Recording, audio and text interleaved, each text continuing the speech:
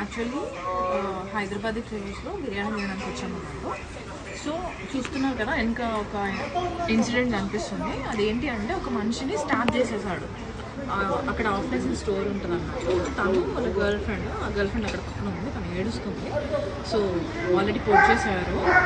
ఇక్కడ ఈవెన్ హార్ట్ఫీల్లో కూడా ఇన్సిడెంట్స్ అవుతున్నాయి, చూసుకోండి. యూటర్లోనే కాదు, హార్ట్ఫీల్లో కూడా స్టార్టింగ్స్ అవుతున్నాయి. చాలా జాగ్రత్త ఉంది.